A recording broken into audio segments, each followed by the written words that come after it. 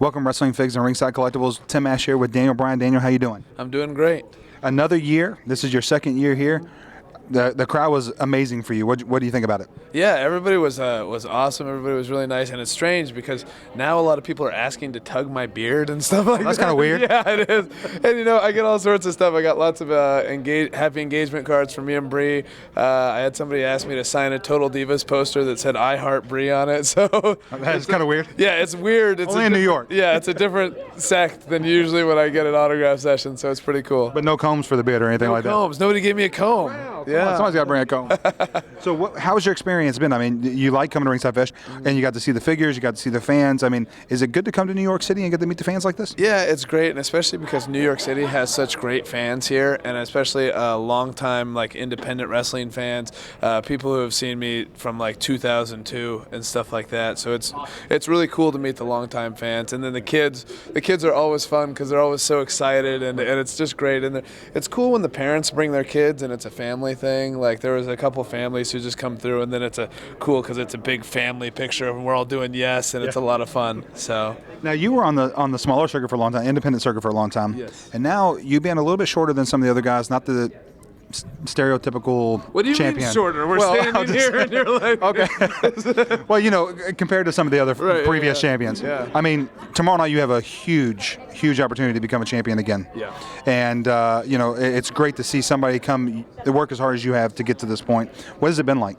Do you know what? It's been fun, and that's the only way I can describe it. I didn't have really many expectations when I started, other than I just want to do the best I could, and that's still kind of my goal, is just do the best that I can. And it's been a wild ride, man. It's just wild. There were times I signed so many autographs today that there were times I wrestled in front of less people than who was here. Here today, and so it's but it wasn't hard. It wasn't a chore. I mean, it was difficult, but it was fun. So but you put your body on the line day in and day out, and then finally you got that shot at Stardom, and that title is there, and then it was taken away, and now you're going to get it back, right? Well, I'm going to do my best. We hope so. I'm going to do my best, so we'll see. Now, I asked you this at Comic-Con, and I'm going to ask you again because some people didn't get to see the interview, but who is your mentor growing up? Who did you look up to? Why did you get into this business? I mean, the people who I liked growing up, I mean, I liked The Ultimate Warrior, which is crazy, but then I loved Shawn Michaels, and I loved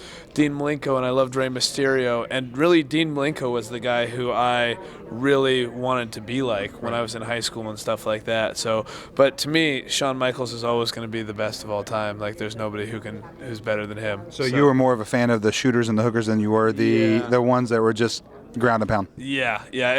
I liked guys like Bret Hart. I like guys who are technical wrestlers, and I think you can see that in my style. Right? So, if you collect action figures, do you? Do you collect action figures? No, I don't. Okay.